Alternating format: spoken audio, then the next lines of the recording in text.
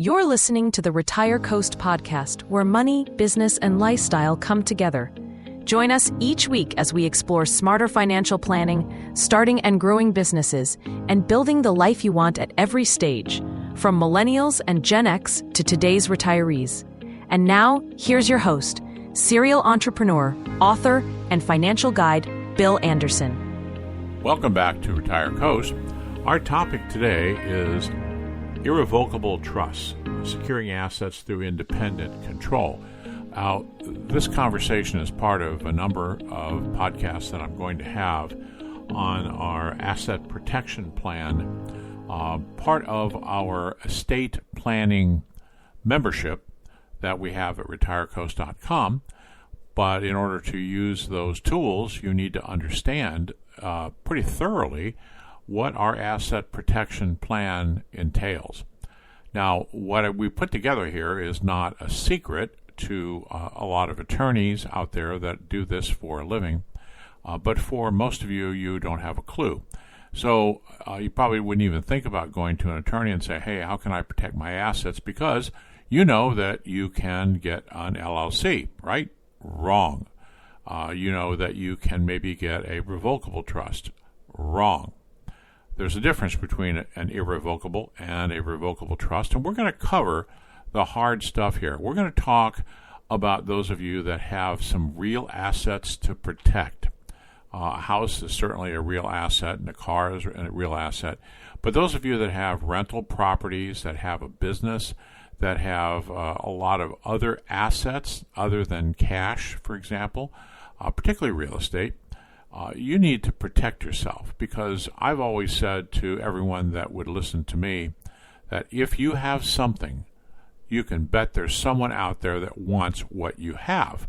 And with all this spate of trying to, beat up on the rich people these days that you hear on the news, almost anybody that's got any money at all is going to be considered rich and possibly in that category.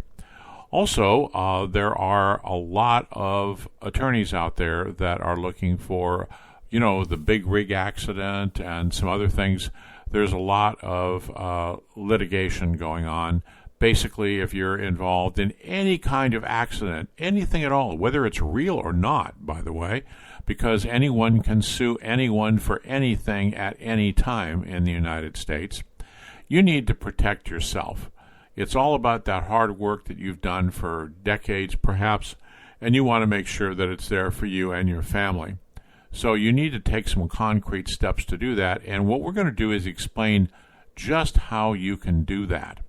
Now, you can come to our site at RetireCoast.com, and you can join our trust membership, our estate building membership, and then you can produce all of the documents necessary to lock this down, take them to an attorney for review. It'll save you a lot of money rather than just having the attorney create them to begin with, because they're just going to pass a lot of this on to their clerical people at about $200, maybe $250 an hour.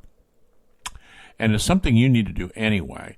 So take the time to think about what you need to gather together, what assets you have, because there's some work involved here.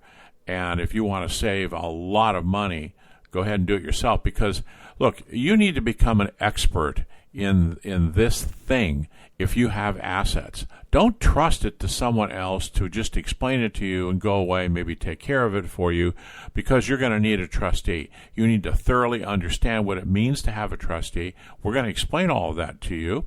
We're also going to talk to you in our membership how to select the appropriate trustee. Now, you can listen to our podcast. It's free. You can read the extensive article on our website, along with some free tools. And if you choose to, and you want to really get into this and you want to do it yourself, and then print all the documents out, take them to your attorney for review, then you might want to consider our membership.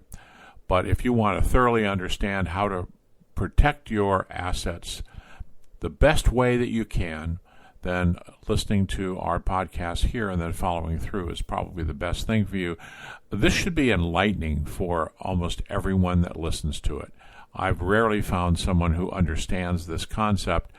It's actually something that I was thinking about and I did a lot of research to be able to put it together, and I have no patent on it at all. But after doing all the research and putting it together, I realized that there are a few attorneys out there that understand this complex ability to put these different parts together and make them work. So please listen. We're going to be presenting a dialogue where two people go through and explain all of this in questions and answers and in detail in plain English so you understand this. And then I'll catch you on the other end. Thank you. I want you to imagine, just for a second, that you've spent your entire life building something incredible. Like maybe it's a thriving business you started from your garage, or a massive portfolio of commercial real estate. You know, the kind you scrape together down payments for over decades. Just all those early mornings and late nights. Exactly. You've built this fortress of wealth. And naturally, your very next thought is, well, how do I protect this? Yeah, you want to keep it safe. Right, because how do you make absolutely certain that a random lawsuit or an accident on one of your properties doesn't just wipe out 30 years of your life's work in a single courtroom verdict? It's a terrifying thought, honestly. It is. But what if I told you that the absolute best, most ironclad way to protect everything you've worked so hard to build is to legally give it all away? It sounds completely backwards, I know. It really does. But we're pulling that paradox straight from an advanced legal and financial guide by RetireCoast. It's titled Irrevocable Trusts, Balancing Asset Protection and Independent Control. Yeah, and it's a fascinating read. So our mission for this deep dive today is to look at exactly how the ultra-wealthy use this strategy, how they completely separate ownership from control to effectively bulletproof their assets. And it really is the ultimate paradox of wealth protection, right? The whole idea that to truly keep something safe, you have to stop owning it. Yeah, which is a lot to wrap your head around. It is. But before we get into the heavy mechanics of how this actually works, we really need to clear the air about what this is. Oh, for sure. Because people hear things like shielding assets and they immediately think offshore bank accounts in the Cayman Islands. Right. Or like shadowy tax evasion schemes. Exactly. Sketchy legal loopholes. But the RetireCoast Guide is incredibly deliberate in pointing out that there are zero loopholes here. I mean, literally none. None at all. Right. We're discussing a perfectly legal, completely ethical, and fully IRS-recognized framework. It relies on a very strict, highly transparent set of rules. So it's all above board. 100%. The law clearly allows you to structure your affairs to protect what you've built, but only if you're willing to play exactly by those rules in broad daylight. Which means no hiding gold bars under a mattress. Or opening shell companies in jurisdictions you can't even pronounce. Right. No secret Swiss accounts here. But to really grasp how this daylight strategy works, I think we have to completely unlearn our basic definition of what owning something means. That is the hardest part for most people. I bet. Because most of you listening are already familiar with basic estate planning. You know what a revocable trust is. Sure. Financial advisors talk about them all the time. Yeah, they always say, put your house in a living trust to avoid probate. Right. But this guide draws a massive, brightly colored line between that everyday revocable trust and an irrevocable trust. And that distinction is honestly where people get into serious trouble. Like, it often costs them millions of dollars because they confuse the two. Oh, wow. So break that down for us. Well, a revocable trust is built entirely for convenience. Its primary function is really just organizing your estate so your kids don't have to spend 18 months in probate court. Just figuring out who gets the summer cabin or whatever. Exactly. But because it's revocable, the creator, who we call the grantor, keeps absolute control.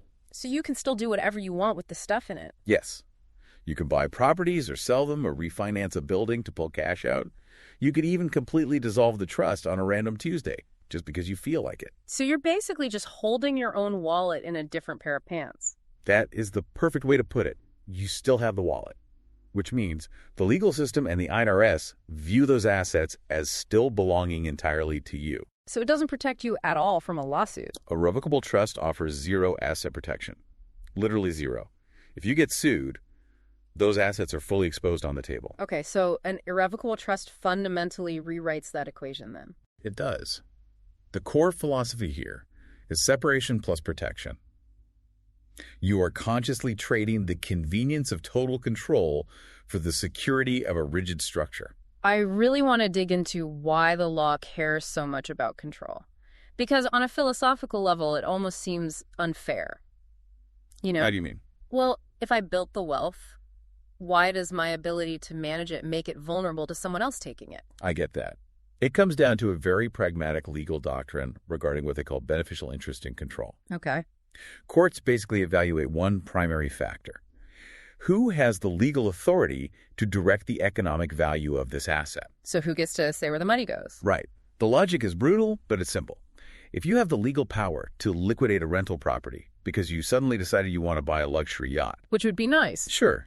But if you can do that, then a judge possesses the exact same power to force you to liquidate that rental property to satisfy a lawsuit judgment. Well, I say, because if you can touch the equity, they can touch the equity. Precisely. If you can sell it to buy a boat, you can certainly sell it to pay the person you just catastrophically injured in a car accident. Yeah, that makes sense when you put it that way. The legal system just won't let you play a game of heads I win, tails you lose. Yeah. You can't have access to the money for fun, but suddenly pretend you can't access it when a creditor comes knocking. Right, you can't just flip a switch when it's convenient. Exactly. Yeah. The only way to genuinely shield an asset from a judge is to genuinely and legally not have the power to touch it yourself. Yeah. You have to totally sever the connection between you as an individual and the assets you used to own. I'm trying to put myself in the shoes of like a type A entrepreneur listening to this deep dive right now. Oh, they usually hate this part. I can imagine. I mean, think about it. I've spent 30 years building a massive real estate portfolio. I've crawled under houses at 2 a.m. to fix burst pipes. Yeah, you've dealt with the nightmare tenants. Exactly. I've poured my blood and sweat into this empire. And to protect it, I have to legally act like it's a stranger's property. It is psychologically jarring. Yeah. It really is. It's like wanting to protect your life savings. So you rent the most highly secure, impenetrable titanium vault in the world. Mm-hmm. You carry all your gold bars inside. You lock the massive steel door. And then you explicitly and legally prohibit yourself from ever possessing the combination to your own vault. That is a great analogy. Yeah. You built the vault. You supplied the gold. You even wrote the overarching instruction manual for how the gold should eventually be distributed to your kids. But I can't open it. Right. You cannot spin the dial on the door yourself. Mm-hmm. And the legal magic happens precisely because you can't open the door. Because I don't have the code. Exactly. When the plaintiff's attorney demands the gold, you can honestly tell the judge, look, I literally don't have the combination. And the judge can't punish you for that. No. The judge cannot hold you in contempt of court for failing to do something you have no legal authority to do. Wow. Okay, that is a massive psychological hurdle to clear. Huge. Most people really struggle with that loss of control. But assuming someone is willing to lock their wealth in that vault and throw away the combination, they need to know exactly how the vault is constructed. Right. The architecture is everything. The guide outlines a very specific architecture required to make this hold up in court. It talks about 3 distinct roles. Yes, the grantor, the beneficiaries, and the trustee. Right. So the grantor who creates it, the beneficiaries who eventually get the money, and the most important one, the trustee. The person who actually holds the combination to the vault. Exactly. The trustee is really the linchpin of the entire structural integrity here, right? Absolutely. This is the independent individual or corporate entity responsible for managing the trust. And independent is the operative word there. They can't just be your puppet. They cannot be under your thumb in any way. Okay, so let's look at how this is actually built in the real world. The source outlines a 5-step process. Right, to get the vault up and running. I'm assuming step 1 is just drafting the constitution of the trust, like the massive stack of legal paperwork where you name the players, outline the distribution rules, and set the parameters. Yeah, you're writing the rule book for how this vault operates for the next century, establishing the jurisdiction, the choice of law provisions, and the exact constraints the trustee will operate under. So that's step 1, but it's just a theoretical framework at that point. Exactly. It's just paper on a desk until you actually fund it. Right, because a stack of paper sitting in a lawyer's filing cabinet doesn't magically protect a 50-unit apartment building. No, it definitely doesn't. So step 2 has to be the actual mechanical transfer of the assets. Like you have to go down to the county clerk and physically change the deeds right. You do. You have to take your name entirely off the public record. And I have to say, this is where 90% of DIY asset protection plans fail, catastrophically. Wait, really? People mess up the paperwork? All the time. The guide highlights this phase as the absolute most critical mechanical step. Let's say you own a commercial plaza. Currently, the deed says John Smith individual. To make the irrevocable trust work, you have to file a newly recorded deed transferring ownership. To the trust's name. Right, to something like XYZ Trust Company, trustee of the John Smith Irrevocable Trust. That sounds like a lot of administrative work. It is. You are executing a legal assignment of your LLCs, your brokerage accounts, your real estate, and if you miss a single asset, what lawyers call a stray asset. Oh, no, let me guess. It stays exposed. It remains entirely in your name and entirely exposed to creditors.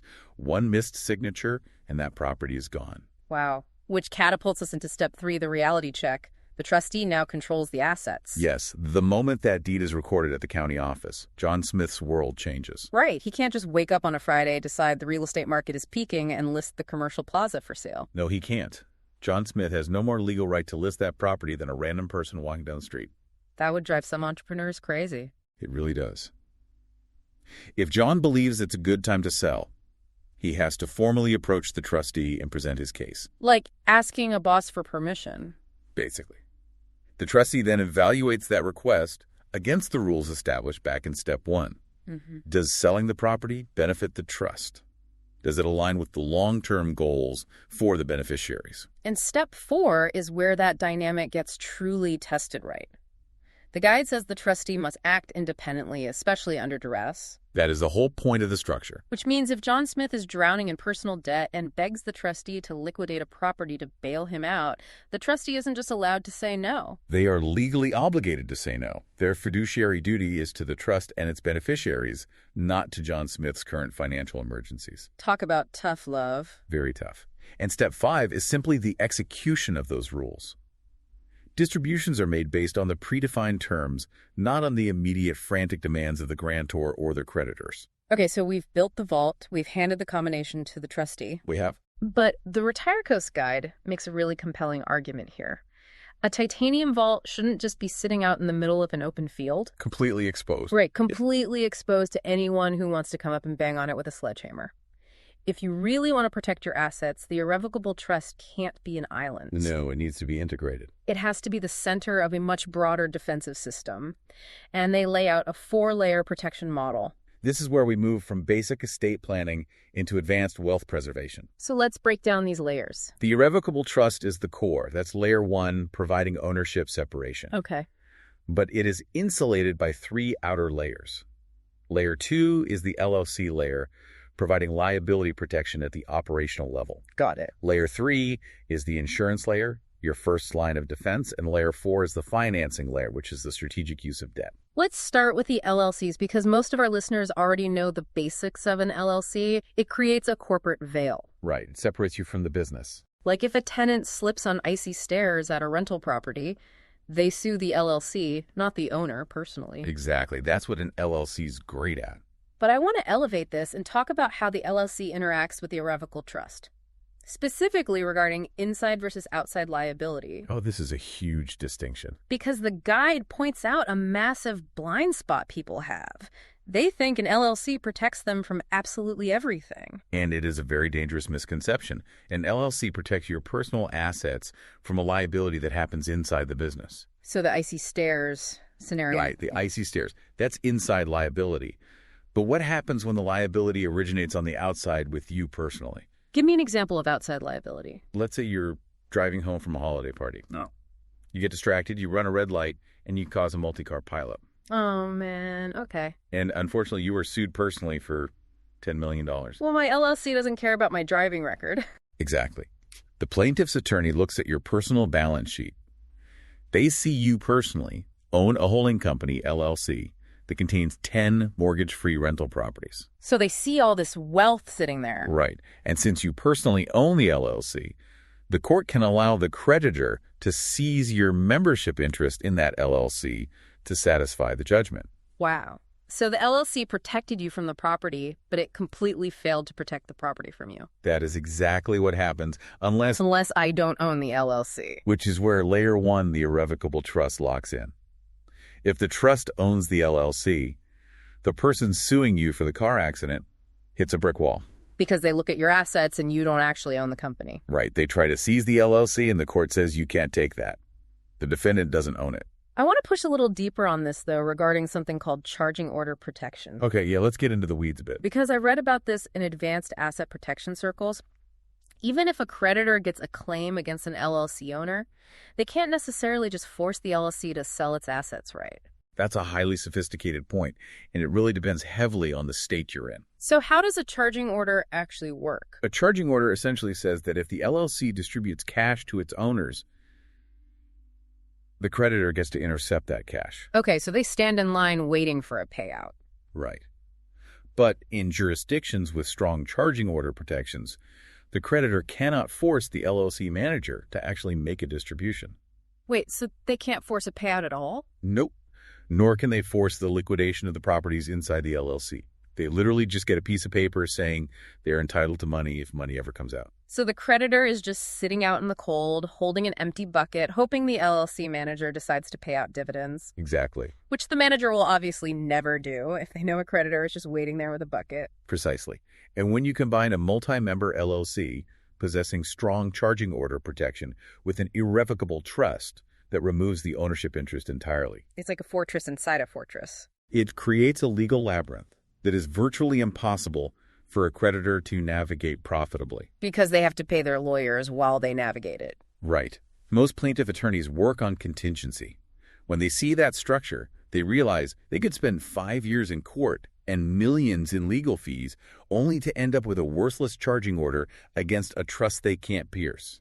So what do? They usually settle for pennies on the dollar or just drop the case entirely. Okay, so that covers layer 1 and layer 2. Let's talk about layer 3, which is insurance. The first line of defense. Right. And a lot of high net worth individuals might push back here and say, well, this sounds exhaustingly complicated. It is a lot of paperwork, I won't lie. Trusts, owning LLCs, charging orders, giving up control. If I just go out and buy a massive $15 million commercial umbrella insurance policy, isn't that enough? People ask that all the time. Right. Why go through the headache of structural protection if I have huge insurance? Well, insurance is absolutely vital. Yeah. You should have the largest umbrella policy you can reasonably afford. But relying solely on insurance is like relying solely on a woody shield in a modern war. It's going to break eventually. Exactly. Insurance has limits, and more importantly, it has exclusions. Insurance companies are in the business of assessing and pricing risk, and their policies are meticulously drafted to exclude massive areas of liability. Yeah, they're very good at finding reasons not to pay. Let's look at environmental hazards, for example. Okay. If a commercial tenant secretly operates a chemical processing facility in your warehouse and dumps toxic waste into the groundwater. Oh boy, the EPA is going to have a field day. Exactly. The EPA cleanup costs can easily hit 8 figures, but your standard commercial liability policy will have an absolute pollution exclusion. So they won't cover a single dollar of it. They won't pay a dime. Or what about punitive damages? Punitive damages aren't covered. In many states, it is literally against public policy for an insurance company to pay punitive damages awarded by a jury for gross negligence. Wow, I didn't know that. Yeah, you are personally on the hook for those. Yeah. Or what about intentional acts? Like if an employee at your business assaults a customer. Exactly. The insurance company might argue the act was intentional and therefore outside the scope of coverage. So they just send you a letter saying, good luck, you're on your own. The moment you receive that dreaded denial of coverage letter, your Layer 3 defense has completely evaporated. Which means the lawsuit slams right into your LLCs and your trust. Exactly. That is when your structural layers are suddenly forced to take the full impact. Which brings us to layer 4, the financing layer. The guide calls this the strategic use of debt. This is one of my favorite strategies. Explain the concept of equity stripping to us. How does carrying a mortgage actually protect you? Because normally people think debt is bad. Asset protection is fundamentally about making yourself an unattractive target. Creditors are looking for exposed equity value they can easily convert to cash. Okay. Let's say you own a $2 million apartment building, free and clear. That is $2 million of highly visible, highly attractive equity. Right. A plaintiff's attorney looks at that and sees a massive payday. It's a giant bullseye painted on the roof of the building. So how do you remove the bullseye? Suppose instead you implement an equity stripping strategy. You take out a $1.5 million mortgage against that building. Okay, so you pull the cash out. Right. You take that $1.5 million in cash and place it into a secure protected asset class or invest it through a separate, heavily fortified structure. So the cash is safe. But what about the building? Now, the apartment building only has $500,000 of equity. Furthermore, that first position mortgage is held by a bank. And a creditor can't jump ahead of the bank in line, right? Never. If a creditor forces the sale of that building, the bank gets paid its $1.5 million first. Oh, I see. After legal fees, auction costs, and taxes, there might be absolutely nothing left for the creditor. So by keeping assets highly leveraged, you reduce their profile as a target. Exactly. You look wealthy on a balance sheet, but functionally broke to a creditor looking for liquid cash. That is brilliant. So we have this incredible 4-layer system, but the guide is brutally honest about a major vulnerability here. Yes, it's not foolproof. When the insurance fails and the LLC is bypassed and the trust is finally tested in a brutal courtroom battle, the survival of the entire multi-million-dollar fortress relies entirely on one specific person. The absolute weakest link in the entire chain. The trustee. Yes. I really want to spend significant time on this because the difference between a structure that holds up in a state Supreme Court and one that collapses instantly comes down to the selection of this one person. It cannot be overstated how important this choice is. The source material breaks this down into two main options, the individual trustee and the professional corporate trustee. Let's start with option 1, the individual trustee. Okay. This is usually a trusted friend, a sibling, or a longtime business associate. Human nature dictates that people want someone they know managing their money. Sure, you want someone you can text on a Sunday. Right. The advantages are obvious. There are no exorbitant management fees. They know your family dynamics, and communication is seamless. But the risks are massive. Oh, they're huge. If you're listening right now, you're probably mentally scrolling through your contacts, trying to figure out which of your friends or siblings has the spine to stand up to a federal judge for you. And the terrifying reality is probably none of them. Right. They would cave instantly. And the courts know this. The legal system heavily scrutinizes individual trustees using what is called the alter ego doctrine. The alter ego doctrine. What does that mean in practice? Asset protection doesn't magically emanate from the paper the trust is printed on. It comes from the verifiable empirical loss of control. Okay. If you appoint your brother as the trustee, a judge is going to look very closely at the operational reality of that relationship. They're looking for the wink and nod. Exactly. They look for commingling of funds. Mm-hmm. Does the brother keep meticulous separate accounting, or does he just write checks out of the trust account to pay your personal country club dues? Right. Does he treat it like a real business? Exactly. And more importantly, does the brother ever actually say no to you? Oh, that's a good point. If the court reviews 5 years of emails and sees that every single time you asked for money, the brother immediately transferred it without question or formal review. The court will declare the trust a sham. Yes. The judge just says, this isn't an independent fiduciary. This is just your personal ATM disguised as a trust. Wow. So they just pierce the veil entirely. They pierce the veil, declare the trust, the alter ego of the grantor, and seize the assets. The trustee must possess the legal background and the sheer emotional fortitude to tell the grantor no. Which is why the guide pushes so heavily toward option 2 for high net worth individuals, the professional or corporate trustee. It is highly recommended. This is a chartered trust company, a bank, or a professional fiduciary firm. I kind of see the corporate trustee as a mercenary guard for your wealth vault. That's exactly what they are. They don't care about your family drama, they don't care that you're upset with them, and they are completely immune to your guilt trips. Because they care about one thing, following the contract to the letter to avoid their own liability. Right, they don't want to get sued. That cold institutional detachment is exactly what you were paying them for. But the trade-off is higher costs and a much more formal, rigid relationship, right? Yes, very rigid. You can't just text a corporate trust officer on a Sunday morning and ask for a $100,000 wire transfer because you found a great deal in a vacation home. So what is the process? You have to submit a formal distribution request. The trust committee will review it on Tuesday, analyze it against the trust's distribution standards, like health, education, maintenance, and support, and they might very well deny it. Which would be absolutely infuriating in peacetime. Oh, clients hate it when they hear no. But it is the exact mechanism that saves you in wartime. Exactly. When a plaintiff's attorney subpoenas the trust records, they don't find a wink and nod relationship. They find a massive paper trail of a corporate entity formally denying your requests. Right, proving beyond a shadow of a doubt that you do not control the money. It makes the trust virtually impenetrable. Now, the guide also notes a highly effective hybrid approach. How does that work?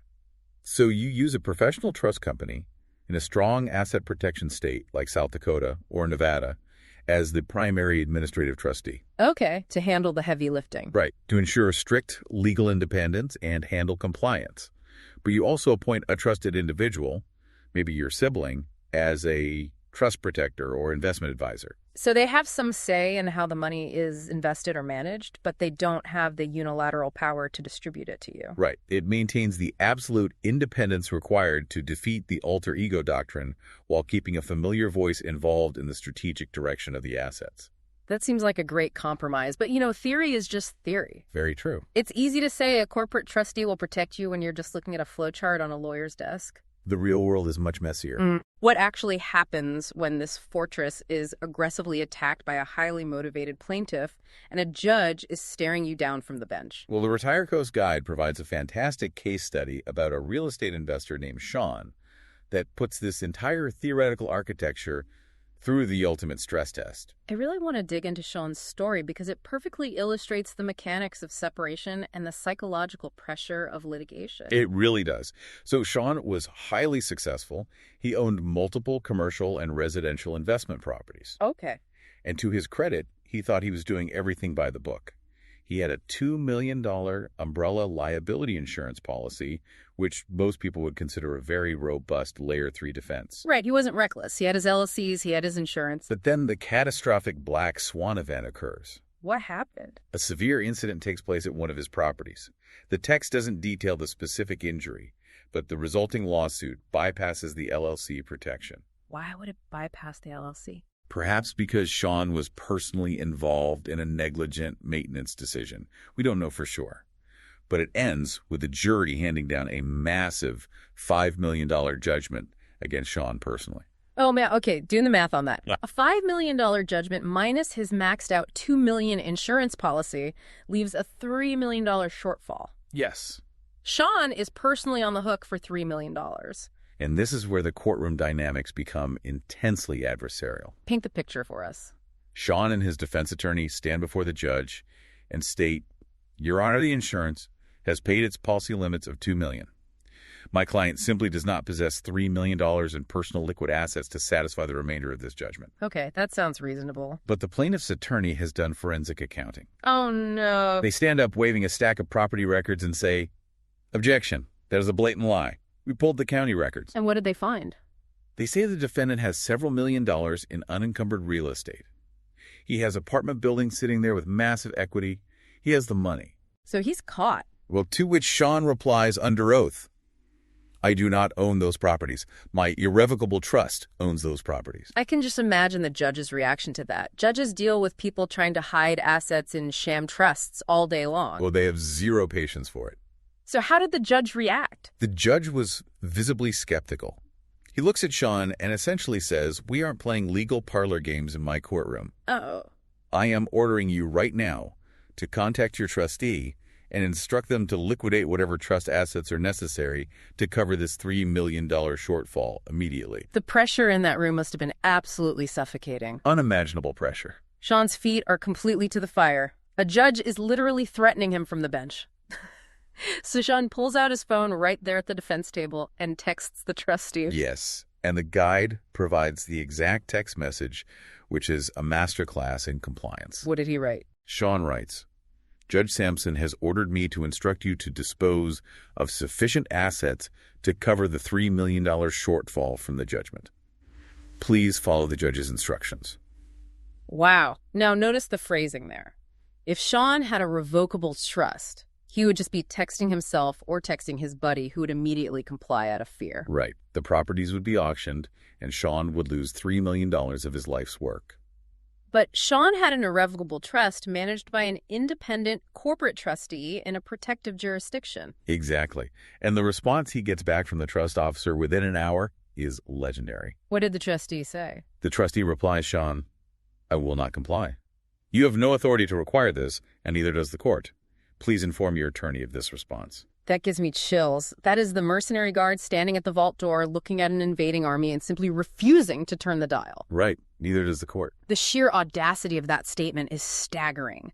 But it isn't arrogance, right? It's backed by absolute impenetrable legal bedrock. It is. How does a trustee legally tell a judge to back off like that? Well, Sean's attorney presents this text message to the judge. This is the moment of truth where the entire asset protection strategy either holds or shatters. So what does the judge do? The judge demands to see the trust document. He reviews it. He reviews the trustee's refusal, and he is forced to acknowledge three inescapable legal realities. Write those down for us. First, the irrevocable trust is a distinct, separate legal entity. It's not an extension of Sean. Okay. Second, the trust was never named as a defendant in the lawsuit. The plaintiff sued Sean individually. Therefore, the court has no jurisdiction over the trust's assets. In the third reality. Third, the empirical evidence, the text message denial itself, proves conclusively that Sean does not possess control over the trustee. The alter ego doctrine cannot be applied. So the judge's hands are legally tied. Completely tied. The judge conceded he had no statutory authority to compel a third-party entity to pay the personal debts of a beneficiary. So what happened to the judgment? The judgment remained a valid claim against Sean personally. If Sean ever earned future income outside the trust, it could be garnished. But the real estate. The millions of dollars of real estate held securely inside the irrevocable trust were completely, utterly unreachable. Sean's empire was saved. It's just an incredible triumph. But we need to unpack the secret weapon that allowed the trustee to be so defiant in the first place. Yes, the hidden mechanism in the document. The guide highlights a specific mechanism embedded in Sean's trust called the duress clause. Explain how this works, because this seems to be the linchpin of the whole defense. When Sean originally sat down with his attorneys to draft the trust constitution back in step 1, they purposefully included a duress clause. Okay. This is a provision that explicitly strips the grantor of any advisory or communicative power if they're acting under external pressure. Oh, wow. It states that if Sean is ever facing a lawsuit, a creditor demand, or a direct court order, he is legally defined as being under duress. And what happens when that clause is triggered? The trustee's fiduciary duty instantly shifts. The moment Sean texted that he was being ordered by Judge Sampson, the duress clause activated. Like a lockdown protocol. Exactly. The trustee was now legally barred from following Sean's instructions. Legally barred? Yes. If the corporate trustee had actually buckled under the pressure, liquidated the real estate, and paid the $3 million, the trust's other beneficiaries, say Sean's children, could literally sue the trustee for breach of fiduciary duty. Wow, so the trustee was trapped. Trapped between complying with a judge who had no jurisdiction or violating a binding trust agreement that governed their actions.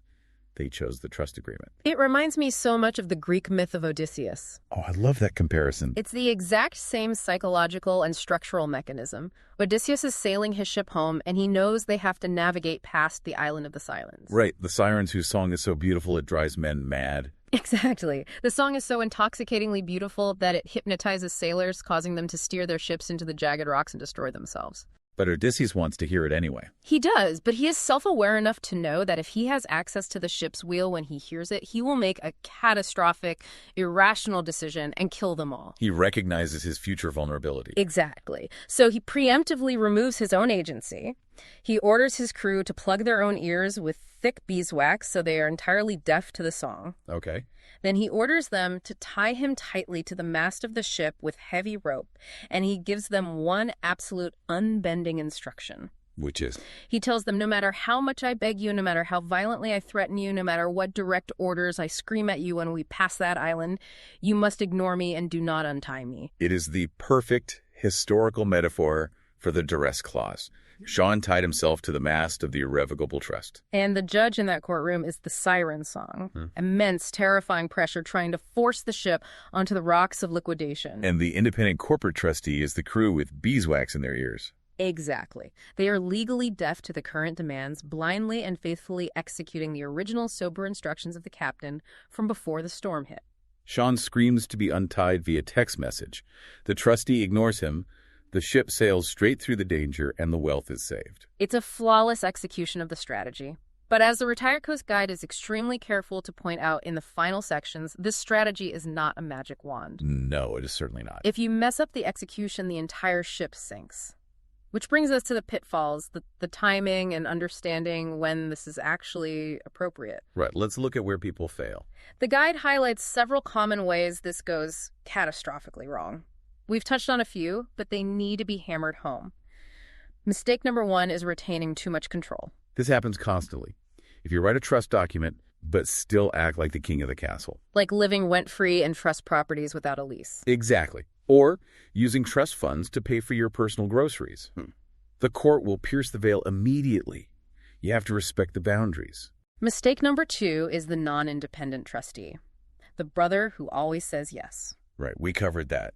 The alter ego doctrine will destroy you there. Mistake 3 is failing to respect the operational boundaries of the trust terms. If the rule book says distributions can only be made for health and education, and you force a distribution to buy a Ferrari, you've invalidated the structure yourself. And mistake 4 goes back to the mechanical transfer. Failing to actually record the deeds. Building the vault, but leaving the gold sitting on the front lawn. The stray assets, yes. But beyond the structural mistakes, the text is also very pragmatic about who actually needs to go to these links. Not everyone needs an irrevocable trust, right? That's a vital point of self-awareness. It's not for everyone. Who shouldn't do this? Well, if you are an active real estate flipper who needs constant daily access to equity. Like you need to rapidly buy, sell, and leverage properties within days. Exactly. This structure is far too rigid for you.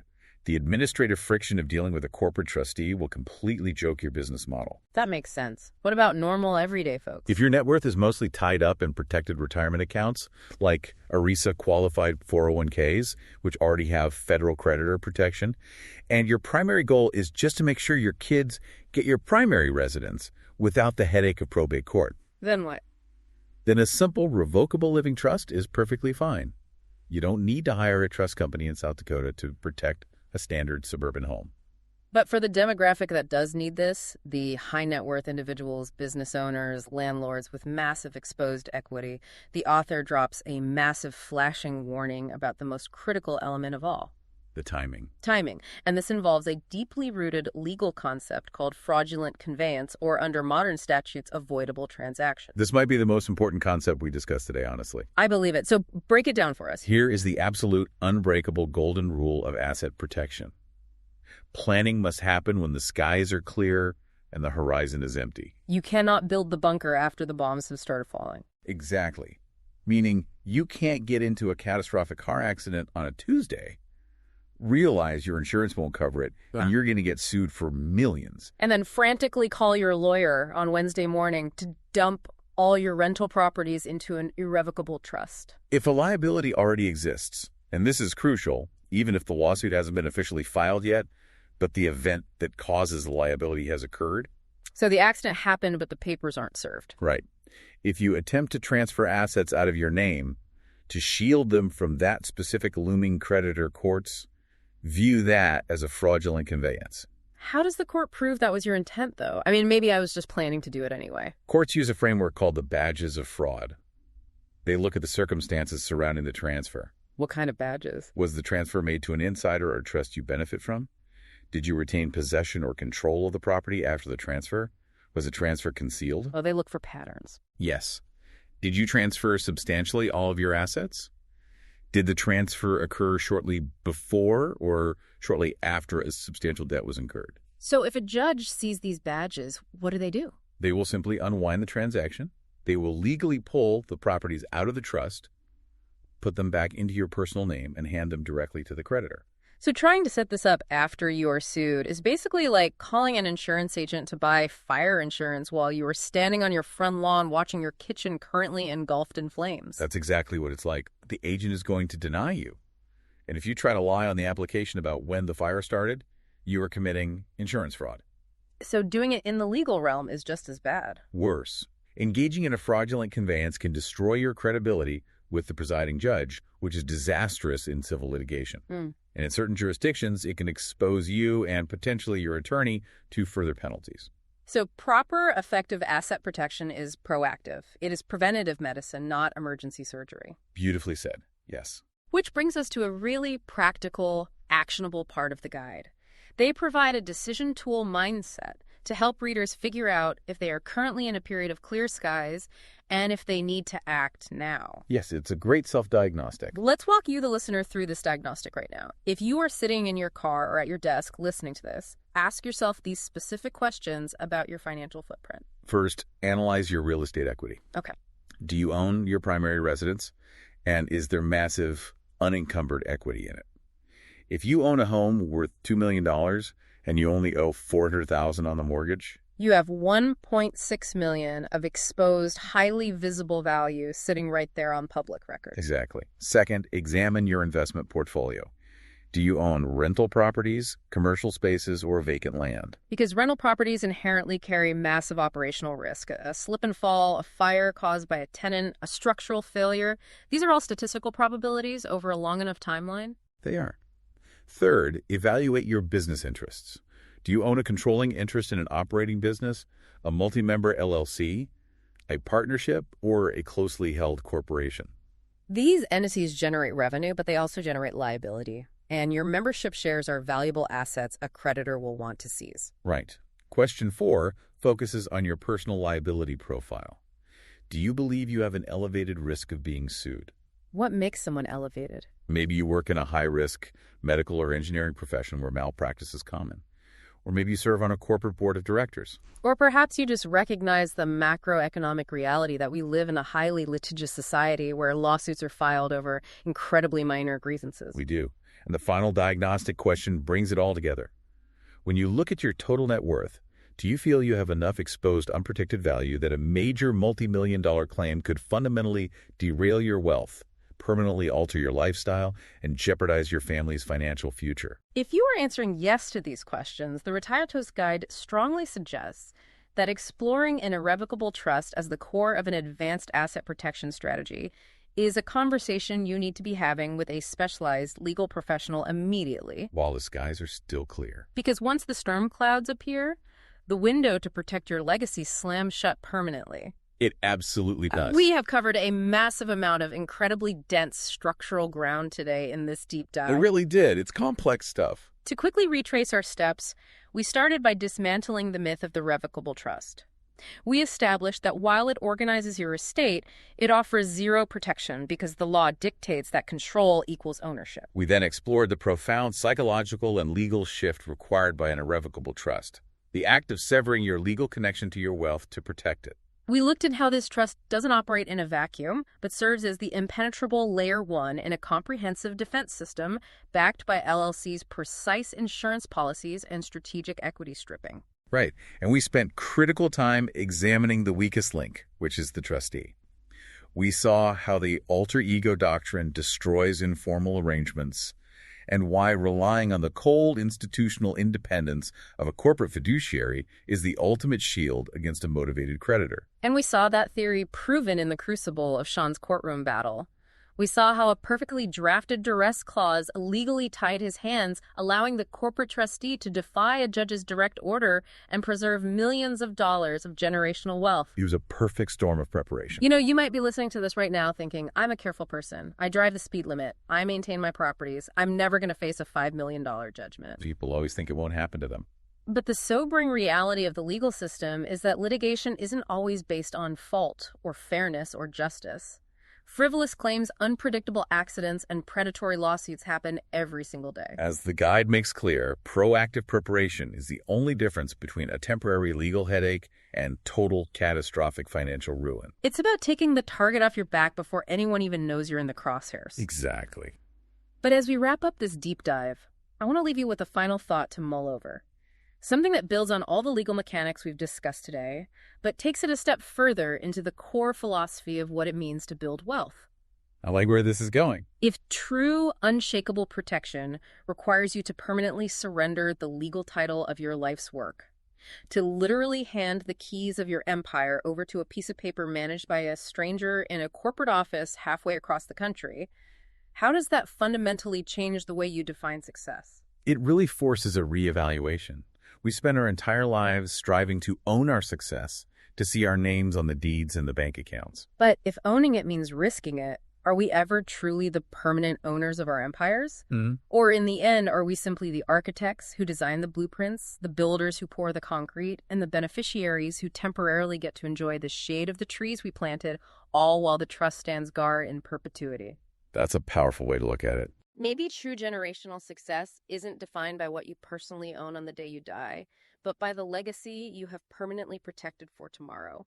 Think about that titanium vault. You might not have the combination anymore, but you are the reason the vault exists, and you are the only reason the gold inside will be there for your children when the storm finally passes.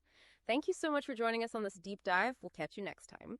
Well, it's my hope that what you've just listened to is something that you were unaware of and that it provides some value for you. And once again, I would strongly suggest that you go to RetireCoast.com and read the article that's there. What you listen to is great, but there are some other things. There's some visuals there you want to take a look at and a couple of tools.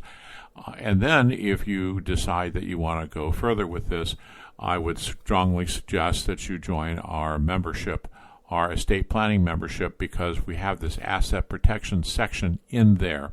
We also have a lot of other things in the estate planning for normal folks. You know, you may not have all of the wealth that you probably should have to do the protection that we just talked about here. But we have the revocable trust, we have the will, we have a number of other documents in there that are very important for families to be able to plan ahead. So it's all there if you choose to go ahead and take a look at it. We also have many other articles at RetireCoast.com, and then we have a lot of other podcasts on these wealth building topics as well. Well, thank you for coming, and please come back again.